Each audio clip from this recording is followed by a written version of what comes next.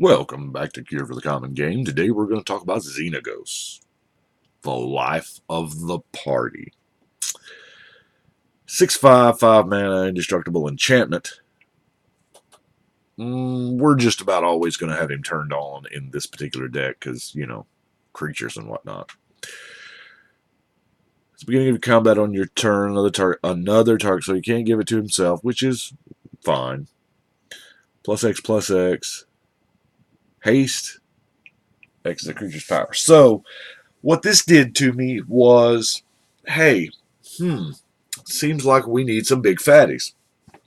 Now, as you saw from the last video, the biggest, fattiest is, of course, Malignus. Because once you double his, because it's rounded up, once Xenagos doubles his, it equals somebody's life total, and dang. Yeah. So,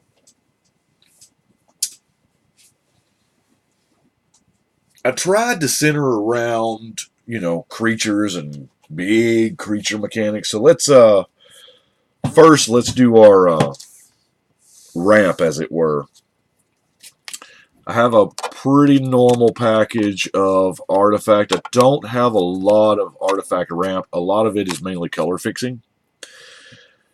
Have the double shot of double ramp it grows. The Eve Edge and the... Now, another thing I did was Mana Flare type abilities.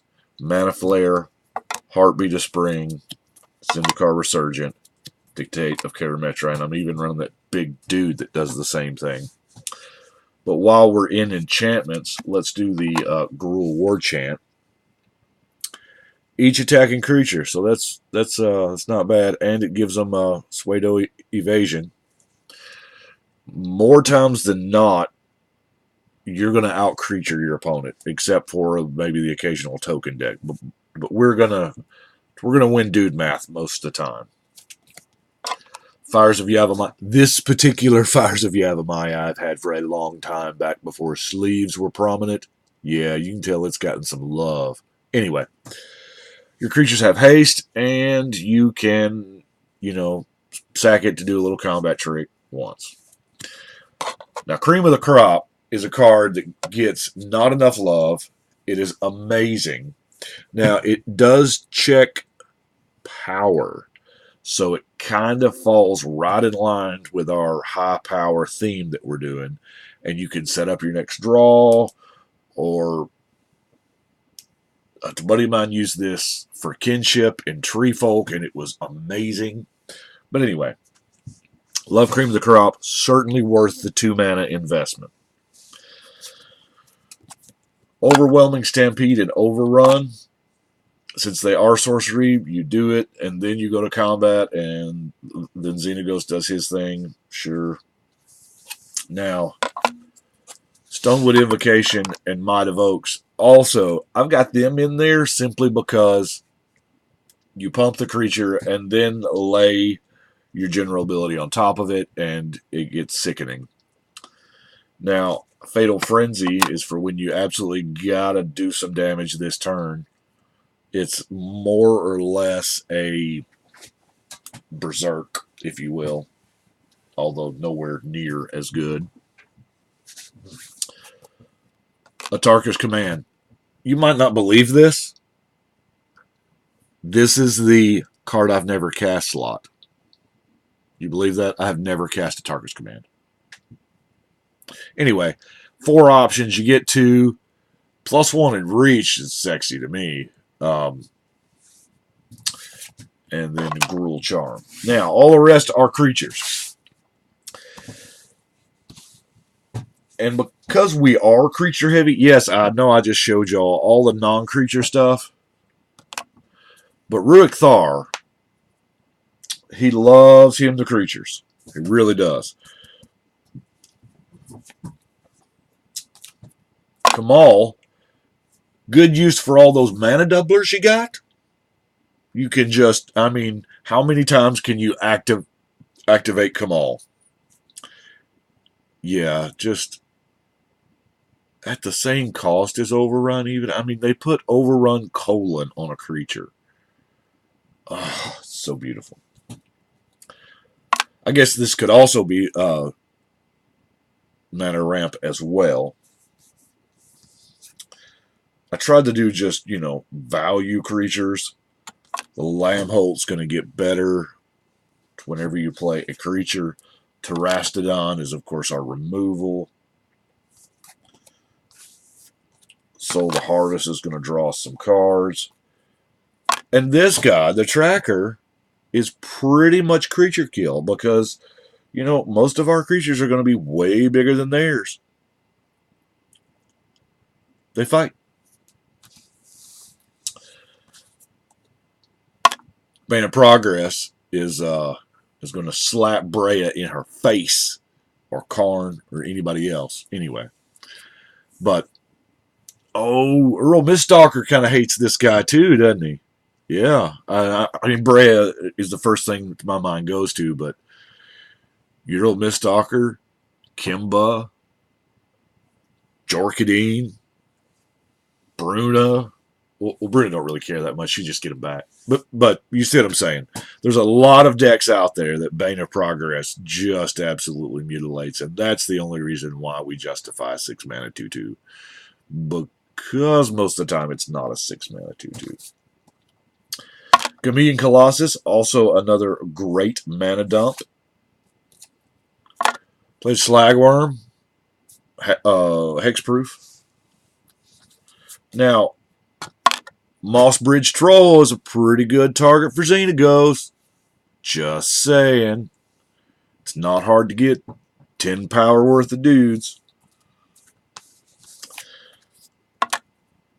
People like this guy. I mean, I have played this and drawn a crazy amount of cards off of it, but he's not hated at the table for some reason. I've probably gotten more cards off of this than I have my average Mystic Remora.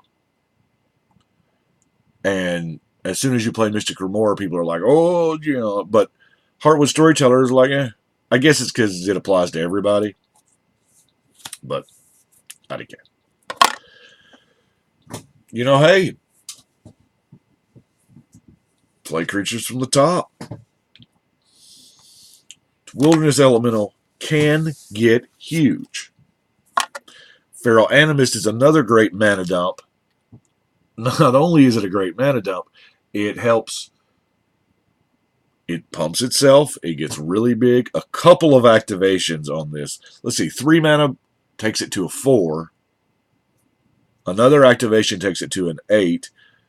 Another activation takes it to 16. So we're, 9 mana deep so far?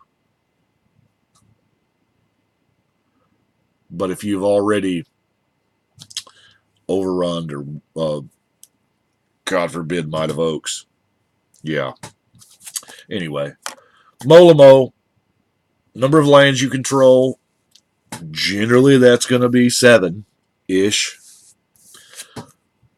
Yes, I am playing with Thorny, Super Trample, and all. Mean and Den are going to let me play more lands. I like the Swine, because even if you don't cast it, it also has the giant growth effect so that you can, give you do +5 and then lay your general ability on top of it. 2 mana, your team gains trample. I love this shit.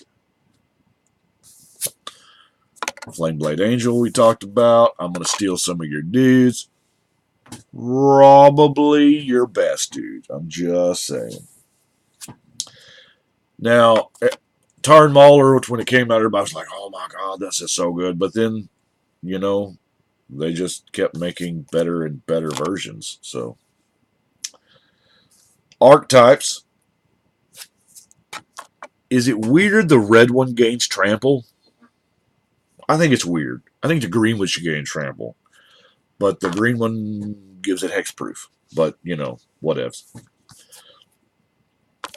Air traffic control, the tornado elemental. Vertaloth, big dude, makes babies bigger, good mana dump. All around a good slot. Polka Dot. Also a great mana dump. And, 4 mana 5/5 is not too shabby at all. Same thing with Rebel Hulk. Number of lands, Blood Rush, kind of sweet. Nullspine Dragon is if you put somebody out of the game and then you cast a Nullspine Dragon, you're probably putting everybody else out of the game too. I'm just saying. Now, we all love us some Hellkite Tyrant.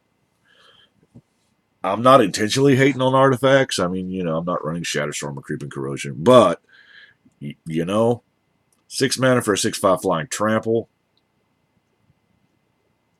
and it gets me all your trinkets. I'll take it all day long. As well as the Dragon, Forge Stoker, the Balefire, Hound of Grizzlegrand, Undying Double Strike. The Double Strike is the reason why it's in here. It's a 2/2 Double Strike for 4. We have so much pump, so much team pump, so much that this can get there. Now, granted, I'll admit, a little bit of a weak slot here. So this is probably one of those spots that, something better will come along and I'll like it and I'll replace it. Avatar of Might. In the early game, this is an early game card because you're not going to run out a whole bunch of creatures, in the first 3 turns. But if somebody's playing a weenie horde, it's very possible that this just costs you 2 mana for an 8/8 trample. And it's winning the lottery when it happens. It's one of the greatest feelings ever. Craterhoof Behemoth. Number of creatures you control seems pretty good. Ravager.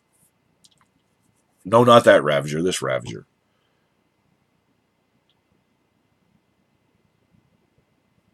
More times than not, you can pick the opponent who won't care and get your 6 mana 12/12. Last but not least is Myojin of the Infinite Rage. Now, the 10 mana cost is somewhat prohibitive a lot of times, but 10 mana we see quite often. And especially with, 5 or 6 mana doublers, we see 10 mana a lot. And the fact that, once you get rolling, I don't really care if I have lands. I will blow up all the lands to keep that damn Cyclonic Rift from getting overloaded. I will blow up all lands to keep that Black Sun in their hand. Yeah. Anyway, that's what I've got. I do appreciate you watching. Y'all let me know what you think. But right now, I think we're going to shuffle and cut.